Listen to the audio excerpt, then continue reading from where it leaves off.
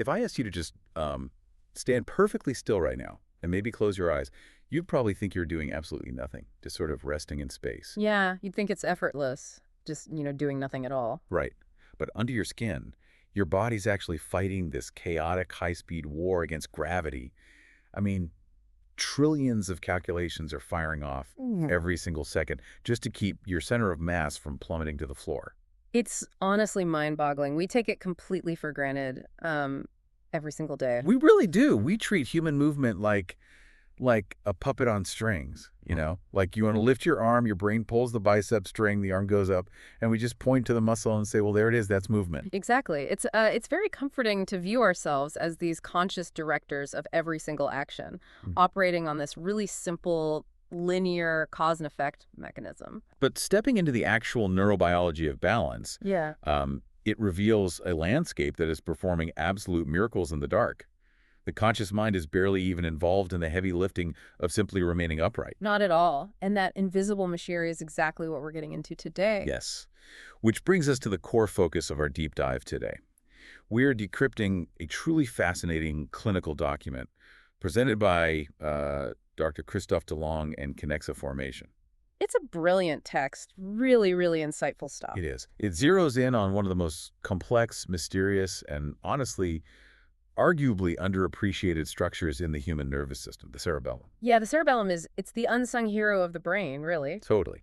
And rather than just, burying the listener in dry medical jargon, this source material frames the entire science around a really brilliant, highly poetic analogy. I love how they did that. It makes it so accessible. Right. It compares a perfectly healthy brain to a master tightrope walker, the funambule, as they say in French. And it contrasts that with the harrowing, highly visible struggle of a patient battling cerebellar damage, specifically a condition called cerebellar ataxia. And framing the clinical reality this way, it forces us to completely rethink the nature of movement. It's not just about muscles, it's about control. So early on in the text from Dr. Delong and Kinexa formation, they present this defining visual. It really sets the stakes for everything else we'll discuss. They call it the dance of the tendons. Yeah, the dance of the tendons. It perfectly encapsulates that invisible war you mentioned earlier. So let's unpack that. If we're observing a patient with cerebellar ataxia and we just ask them to perform the seemingly trivial task of standing still, what does that dance actually look like? Well, if you look down at their feet and ankles while they attempt just a basic standing posture, you witness something that's both remarkable and really heartbreaking. Oh, wow. What's happening under the skin? So, underneath the skin, the tendons of their lower leg muscles, specifically the tibialis anterior, which runs down the front of the shin, and the extensor muscles controlling the toes, they are frantically contracting and releasing. Just constant, like a vibration. Exactly. It's a continuous, rapid-fire vibration. The tendons are literally dancing under skin, violently snapping back and forth, just to maintain a baseline posture. A posture that, you and I hold without a single conscious thought. That implies a massive delay in the system, doesn't it?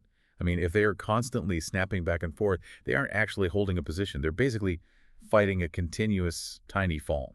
That is the exact physics of the struggle right there. Yeah. To understand the loop, we have to look at the microscopic signaling pathway. Okay, let's look at that. Walk me through the loop. So the patient stands, but because their fine-tuning mechanism, the cerebellum, is compromised, their body begins to drift slightly forward. Just a millimeter or two. Yeah, just a tiny bit. But the conscious brain, the motor cortex, it relies on proprioceptive feedback from the joints and visual cues to realize this drift. Eventually, the cortex detects the forward movement and registers a state of falling. But because it's relying on conscious feedback, it registers the error way too late, right? Right. Gravity has already gained the upper hand. Precisely. So the cortex panics. It orders a massive blunt force muscle contraction in the posterior chain, the back of the legs, to pull the body back from the edge. It just yanks the leash. Right. But here is the critical failure. Without the cerebellum to scale and dampen that contraction, the body pulls back way too hard. The patient overshoots the neutral position. Oh, man. So now they're falling the other way. Exactly. Now they are actively falling backward. The cortex detects this new error, panics again, and fires a massive counter order to the front muscles. Well, so it's just this cycle of overshoot and delayed correction. It's perpetual. Yes. That frantic back and forth oscillation is exactly what drives those dancing tendons. Okay, let's unpack this for a second, because that means clumsiness or What we casually observe as clumsiness in these patients Right. isn't just a failure to move. It's an excessive, desperate attempt to fix a mistake that has already So escalated. it's a great way to put it. It's a system in overdrive. There's actually a really poignant quote from the text that hits hard here. It says, "Ataxia is not just a disorder. It is a desperate attempt to maintain order." I think that quote reframes the entire clinical picture. You aren't watching a body that has given up or, lost its strength. Right, they're still strong. Very strong. You are observing a system burning immense cognitive and muscular energy just to exist in a gravitational field. The patient is engaged in this heroic struggle against physics. And this brings us back to that tightrope walker analogy, doesn't it? Yes, the funambule. The funambule represents a state of what the text calls active immobility. Active immobility, I like that. Because when you watch a master on the high wire, they appear perfectly still. Mm. But that stillness is a total illusion, isn't it? Exactly. They are making thousands of micro adjustments every single second. The healthy cerebellum is constantly firing off millimeter shifts and fractional pressure changes to counteract the sway before it even materializes. So the tightrope walker makes the physically impossible look entirely natural. And they do it through extreme neurological efficiency. Right. And conversely, the ataxia patient is trapped, making the natural look impossibly difficult. It's a tragic contrast. It really is. I mean, try this. And you, listening, can try this too. Stand up, put your feet closely together, and close your eyes. Just tune into your ankles. Okay, yeah. If you do that, you'll feel tiny, autonomous twitches in your calves, right? The subtle spreading of your toes pressing into the floor. Exactly. That is your internal tightrope walker. That is your cerebellum seamlessly keeping you upright. You are never truly still. You are continuously managing a highly controlled fall. So with the ataxia patient, that constant frantic swaying means they're fighting to stay inside some kind of invisible boundary of safety. How much margin for error do they actually have before gravity completely wins? Well, the margin for error is dictated by an invisible boundary known as the polygon of sustentation. Or, it's often referred to in biomechanics as the base of support. The polygon of sustentation. Okay, how do we visualize that? Imagine drawing a geometric shape on the floor, connecting every point of your body that is currently touching the ground. So if you're standing normally, with your feet shoulder-width apart, you're effectively projecting a rectangle onto the floor. Exactly. And the golden rule of bipedal physics dictates that as long as the vertical projection of your center of mass, which is located internally near your navel, drops a plumb line that lands inside that rectangle, you remain upright. But the second that plumb line drifts over the edge of the rectangle, boom, you tip over. You tip over. Gravity wins. Which makes the mathematics of the tightrope walker completely insane.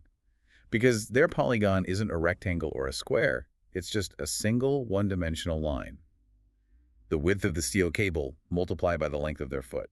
Yeah, it's terrifying from a physics standpoint. There is zero margin for lateral error. If the tightrope walker's center of mass shifts even a fraction of a millimeter to the left or right of that half-inch wire, the plumb line exits the polygon and the fall begins. So the cerebellum of the funambule has to operate with absolute flawless precision to stack the body's mass directly over a single geometric line. That's the mastery of it. Now let's look at the patient whose internal gyroscope is broken. Right, because their center of mass is swinging wildly like a pendulum due to that delayed overshoot we discussed. Exactly. Their survival strategy has to adapt to that chaos. What do they do physically to avoid hitting the ground? They have no choice but to manipulate the geometry. How do they do that? Do they change how they stand? Yes. To compensate for a wildly swaying center of mass, the cerebellar patient widens their stance dramatically. They spread their legs far apart, effectively widening their polygon of sustentation. Oh, I see. They transform their footprint from an efficient narrow box into a massive wide rectangle. Precisely. It's like the tripod strategy. Like if you're setting up a camera in a windstorm, you don't use a single monopod. You deploy a heavy tripod and spread the legs as wide as possible. That's a perfect analogy. It becomes incredibly stable against the wind, but it takes up half the sidewalk and makes moving around incredibly clunky. So the patient turns their body into a wide tripod to ensure that even their most violent oscillations never push their center of mass over the outer edge of their feet. Neurologists actually use specific crash tests in the clinic to evaluate this exact geometric vulnerability. Crash tests. Like what? The most common is the Romberg test, or specifically the cerebellar variations of it. A clinician asks the patient to simply bring their feet together so they are touching. Oh, wow. So they're taking away the tripod, forcing the wide rectangle back into a tiny, narrow square. What happens? The reaction is almost instantaneous. Stripped of their wide geometric safety net and lacking the cerebellar micro-adjustments needed to maintain the narrow stance, the patient begins to oscillate violently. They just immediately lose it. Yes, they will almost immediately step wide again to avoid crashing to the floor. The brain calculates that the posture is mathematically unsustainable and forces the body to widen the base. And if bringing the feet together causes an oscillation, forcing them onto an actual tightrope must trigger a total system collapse. We see exactly that in the tandem walk test. You ask the patient to walk by placing the heel of one foot directly touching the toes of the other, heel-to-toe walking. Basically walking a tightrope on the floor. You're forcing their polygon to become that single straight line. Right. And for a patient with cerebellar ataxia, asking a broken gyroscope to handle a linear polygon results in an immediate lateral fall. The neurological processing power required to balance on a line simply isn't there. It really highlights just how much of our basic relationship with gravity is handled entirely behind the scenes. It's staggering. So we've established the geometry, and we've established that the patient is struggling with delayed reactions. But to understand the true mechanism of the cerebellum, we have to look at how it processes time. Time is the crucial factor here. The Kinexa formation text frames the cerebellum as fundamentally an organ of temporal manipulation. It operates on this concept called efference copy. How does that actually flow through the nervous system? Okay, moving into the neurobiology. Efference copy is the key to the entire operation. Picture the conscious motor cortex as the captain of a ship. Okay, I'm the captain. The captain decides to take a step forward and issues a neurological command down the spinal cord to the muscles of the leg. Move the right foot, but at the exact millisecond that motor command fires downward, the cortex sends a collateral branch of that signal, a literal photocopy of the order, directly into the cerebellum. Oh, wow. So that photocopy is the efference copy. Exactly. So the motor cortex is essentially CCing the cerebellum on the email to the leg muscle. Yeah. The cerebellum gets the memo. The cortex just ordered this much force at this specific angle to this specific muscle group. That's exactly it. But the magic of the healthy cerebellum isn't just reading the memo, it's what it does with that data. It functions as a highly advanced predictive comparator. Predictive comparator, what is it comparing? It takes the efference copy and cross-references it against its vast internal models. This is a library of procedural memory, physics, and body schema. It then predicts the sensory outcome of that movement before the movement ever physically occurs. Wait, really? It computes the future? Yes. It operates in a feed-forward loop. The cerebellum calculates, based on the order just given, the current weight of the leg, gravity, and the surface beneath us. The foot is going to land right here, and the torso is going to tilt 3 degrees to the left. That is wild. So if a tightrope walker senses a microvibration in the wire, the cerebellum calculates the exact muscular counterforce needed to neutralize that vibration before the body even begins to lean. It lives milliseconds ahead of physical reality. Exactly. It anticipates the error and injects the correction into the motor stream before the error even manifests. Which means the healthy brain is a predictive engine living in the future. And by contrast, the damaged brain of the ataxia patient is utterly blind to the future. Perfectly said. That predictive feed-forward loop is completely severed. Here's where it gets really interesting. Because when their cortex orders the foot to move, the foot moves. But there's no background algorithm predicting the outcome. Right. They are entirely reliant on feedback. They only realize they are falling when their sensory systems, like the visual cortex registering the room tilting, or the vestibular system in the inner ear feeling the acceleration of a fall, send an emergency dispatch back to the brain. They are piloting a highly complex physical vehicle using only the rear-view mirror. They only know they need to steer away from the cliff after they feel the tire slipping off the edge. And in the realm of gravity, reacting to the past is fatal. The transmission time for sensory feedback to reach the brain, be processed consciously, and for a countercommand to be sent down to the muscles is simply too long. So by the time the correction arrives, the body's already fallen too far. Exactly, hence the violent overshoot we see in the dancing tendons. The system is trapped, reacting to a reality that existed 200 milliseconds ago. Wow. Let's zoom in on that specific delay. We know the cerebellum is late, But what exactly does that temporal failure look like inside the actual muscle fibers during a targeted movement? Like, let's look at the millisecond level mechanics of just reaching for an object. Okay, so when you perform a precise targeted movement, whether it's the funambule placing a foot on the wire or just you reaching out to touch your nose, your muscles execute a highly refined sequence known as the triphasic pattern. The triphasic pattern, so 3 distinct phases of muscle activation. Yes, it's a perfect ballistic braking system. Phase 1 is the agonist. The primary muscle contracts to accelerate the limb toward the target. So if you are touching your nose, your bicep fires to initiate the velocity. Right. Then comes phase 2, which is the critical one. This is the antagonist, which acts as the cerebellar brake. Before your finger actually reaches your face, the opposing muscle, the triceps, fires a violent, brief burst. Oh, to slam the brakes on the rapidly moving arm. Exactly. It arrests the momentum so you don't punch yourself in the face.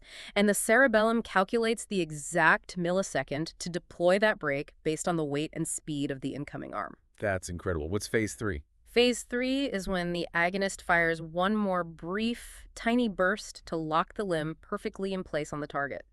Accelerate, brake, lock. Accelerate, brake, lock. Yeah. And the entire sequence happens in a fraction of a second, entirely below conscious awareness. Right. So in the cerebellar patient, this triphasic sequence fractures. The agonist accelerates the arm, but the cerebellar brake, the antagonist, fails to deploy on time. Because of that feed-forward delay we talked about. Exactly. In ataxia, the antagonist brake fires 100 to 200 milliseconds too late. It seems like an infinitesimally small delay, but biomechanically, it's catastrophic. Because the brake is late, the limb overshoots the target. Yes, and that clinical sign is called dysmetria. The patient reaches for their nose, the brake misses its window, and the hand sails past, perhaps striking their cheek. Which leads to a phenomenon detailed in the Kinexa formation text that is particularly tragic, honestly. The intention tremor. The intention tremor, yes. How does this differ fundamentally from the tremors we might associate with other neurological conditions, like Parkinson's, for example? It is a vital clinical distinction. A patient with Parkinson's disease typically presents with a resting tremor. Their hands may shake significantly while they're sitting quietly doing absolutely nothing. Right, but then they move and it stops. Often, yes. When they initiate a movement to reach for a glass of water, the tremor often diminishes or smooths out. The cerebellar patient, however, exhibits the exact opposite behavior. Sitting quietly at rest, they show no tremor. They appear perfectly still. So the tragedy is entirely bound to the intention to move. Exactly. The tremor only manifests when they initiate the action. As their hand moves toward the glass, it begins to shake, and the closer they get to the target, the more violent and chaotic the shaking becomes. Because the closer they get, the more their visual feedback loop realizes how far off course the hand is, right? Which triggers a cascade of desperate, over-exaggerated corrections from the conscious brain. You've got it. The conscious mind is trying to brute force a delicate operation that the cerebellum normally handles in complete silence. So the conscious brain's noisy, jagged corrections replace the fluid autopilot. And this breakdown is rooted in a cellular duel happening deep inside the cerebellar cortex. The circuitry here is arguably the most mathematically beautiful arrangement in the human nervous system. Okay, take us inside. What are we looking at? There are two primary streams of data entering the cerebellum. The first are the mossy fibers. Think of these as the constant background telemetry of the body. They fire continuously, delivering millions of data points a second regarding joint angles, muscle tension, and gravitational pull. So just a constant hum of spatial awareness. Exactly. Now, the second stream of data comes via the climbing fibers, which originate from the inferior olivary nucleus. Climbing fibers operate completely differently. They are typically silent. Wait, really? Silent until when? They only fire when an error occurs. They are the ultimate neurological error signal. Ah, so if the tightrope walker's foot slips even a millimeter on the cable, The climbing fiber fires, and when it does, it sends a massive jolt of electrochemical energy, known as a complex spike, directly into the main output neurons of the cerebellum, the Purkinje cells. the Purkinje cells, those are those massive neurons that look like deeply branching underwater fan corals, right? They gather all that telemetry. They do. And when the climbing fiber delivers that error signal to the Purkinje cell, it triggers a profound chemical shift at the synapse.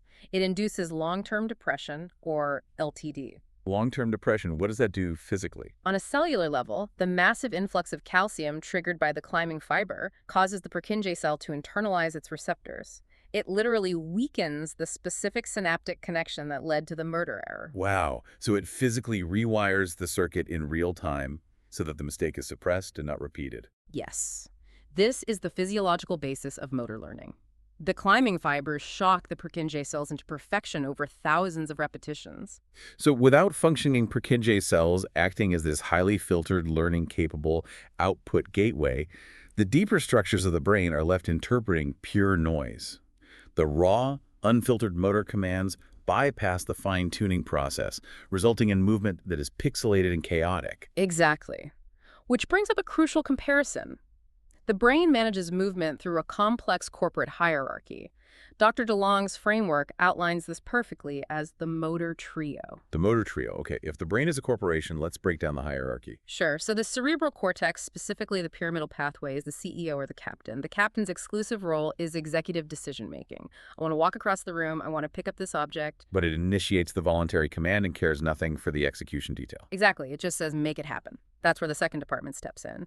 The extrapyramidal pathway, which heavily involves the basal ganglia.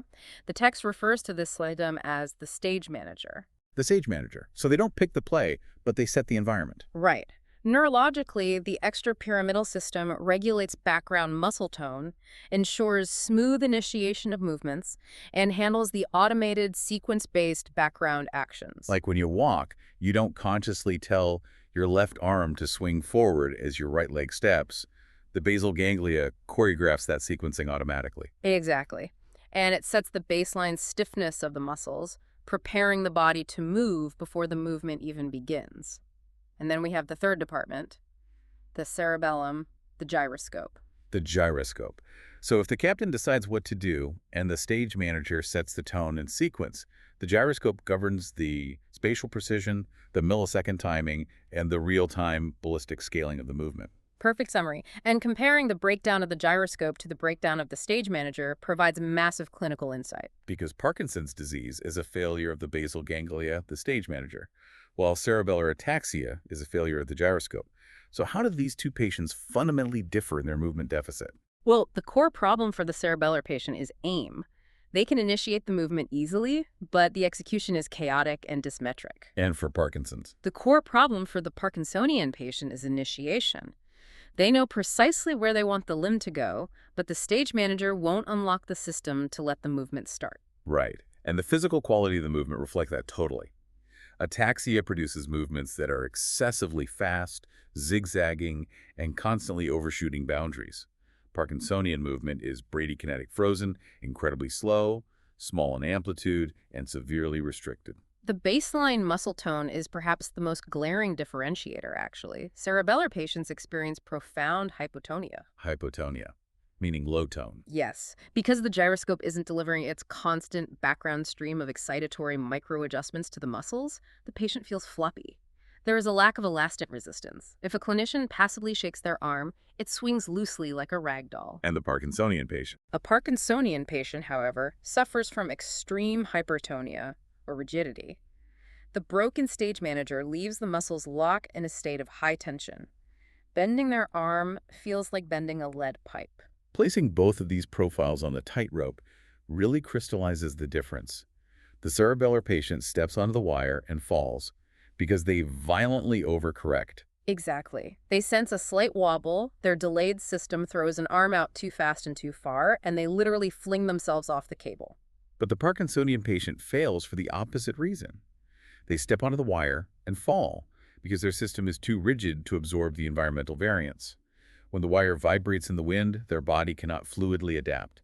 They remain locked like a statue and tip over like a felled tree. Failure by chaos versus failure by rigidity. It perfectly illustrates how delicate the balance of these systems truly is. It really does. So we have a clear picture of this brilliant predictive gyroscope, but what forces in the real world actually cause it to break? What snaps the cable? The Kinexa formation text categorizes the pathologies elegantly, but it leads with a critical overarching fact. The cerebellum is uniquely vulnerable.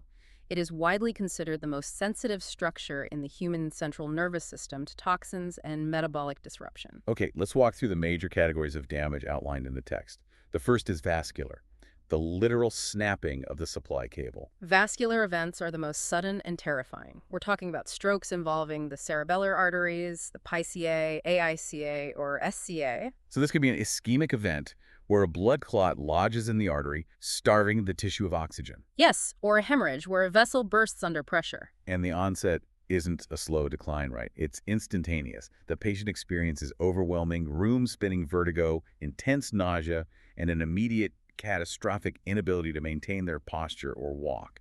The gyroscope is abruptly unplugged from the power source. Completely unplugged. Now, the second major category is toxic. Because of its extreme sensitivity, the cerebellum is easily poisoned. And the text focuses heavily on alcohol as the primary culprit here. We all recognize the acute effects of intoxication. Slurred speech, wide-based stumbling, the inability to walk a straight line during a field sobriety test. Right. That behavior is literally a transient, chemically induced cerebellar ataxia. The alcohol temporarily suppresses the firing rates of the Purkinje cells. But while acute intoxication is reversible, chronic, long-term alcohol abuse leads to structural annihilation, right? Yeah. The toxicity doesn't destroy the cerebellum evenly. It specifically targets and atrophies the vermis, the central midline pillar of the cerebellum. Exactly. And that anatomical mapping explains a devastating paradox in chronic alcoholism known as vermian atrophy. Because the vermis maps neurologically to the axial musculature, the trunk, and the core. Right. While the outer hemispheres map to the distal limbs. Yes. So a patient might be completely sober, yet they walk with an incredibly wide, staggering gait because their core and legs have lost their gyroscope. However, because the cerebellar hemispheres are relatively spared, they might sit down in a chair and flawlessly perform a fine motor task with their hands. That's fascinating. The center has collapsed, but the periphery remains somewhat intact. It's a very specific clinical presentation. What's the third major category? The third is inflammatory, which the text refers to as fire on the wire. The primary disease discussed here is multiple sclerosis. MS. So MS is an autoimmune condition where the body's own immune system attacks the myelin sheath, the fatty insulation covering the nerve fibers. When this demyelination occurs within the cerebellar pathways, it creates plaques or scar tissue. And that means the signaling pathways become totally scrambled. The efference copy gets delayed, the climbing fiber signals get degraded. It introduces immense static into the system. And this frequently strikes young adults, causing those massive kinetic or intention tremors we discussed earlier, making daily tasks profoundly difficult. Yes. The text also surveys a few other causes worth mentioning briefly. Pediatric tumors like medulloblastoma, metastatic tumors in adults spreading from lung or breast tissue, genetic deteriorations like Friedreich's ataxia. And severe nutritional deficits, right? Right. Like a lack of vitamin B1 leading to Wernicke's encephalopathy, which is often seen alongside chronic alcoholism. Yes, exactly. But regardless of the vector, whether it's a clot, a toxin, or an autoimmune fire, the end result is a shattered predictive engine. The funambule loses their balance. Which forces us into the most challenging clinical reality. Central nervous system neurons, especially complex structures like Purkinje cells, do not regenerate. The structural damage is permanent. It is permanent. So the question becomes, how do you survive gravity when the autopilot is permanently destroyed? If the hardware cannot be fixed, how do we rebuild balance? Right. How do you replace the autopilot with a manual override? Well, rehabilitation for cerebellar ataxia is essentially applied bioengineering. If the unconscious predictive system is offline, physical therapists must devise ingenious mechanical and cognitive workarounds. Let's explore these rehab hacks because they are fascinating. The concept of using mechanical weights, for example, seems completely counterintuitive at first glance. If a patient has a violent intention tremor in their arm, making it difficult to control, therapists will physically strap weights, anywhere from 200 grams to a full kilogram, onto the patient's wrists. Why add resistance to a limb that is already struggling? It's an application of raw physics. A heavier object requires more force to move, but crucially, it requires far more energy to shake. Ah, I see. The physical inertia of the weight acts as an external mechanical filter. It dampens the high-frequency, chaotic oscillations of the tremor. So the weight doesn't cure the neurological deficit, obviously, but it smooths out the physical trajectory of the limb enough that the patient might successfully navigate a spoon to their mouth without spilling. It's an artificial gravitational brake. Exactly. It's a brilliant workaround. Another technique relies on the concept of proximal locking. The Kinexa text uses the analogy of a construction crane, which is just perfect. Because you can't operate a precision hook at the end of a crane if the base of the crane is sitting on a foundation of loose sand. The base must be absolutely rigid. Right. And for a patient suffering from cerebellar hypotonia, their core is the loose sand. The torso is floppy and lacks baseline tension. Therapists know that attempting to train fine motor coordination in the hands is completely futile if the trunk is unstable. So what do? They utilize techniques like rhythmic stabilization. They aggressively push and pull the patient's torso while seated, forcing the deep core muscles to reflexively fire and lock up. They must build an ironclad proximal base before any distal precision is possible. That makes so much sense. And then we move to the cognitive heavy lifting, the Frankel method. This sounds like an incredibly taxing protocol. It is exhausting. Because the unconscious cerebellum is damaged, the Frankel method requires the patient to co-opt their conscious visual cortex and prefrontal cortex to manage their gait. They are replacing a background supercomputer with their conscious attention. Yes. Therapists paint specific targets or footprints on the floor. The patient cannot simply take a walk.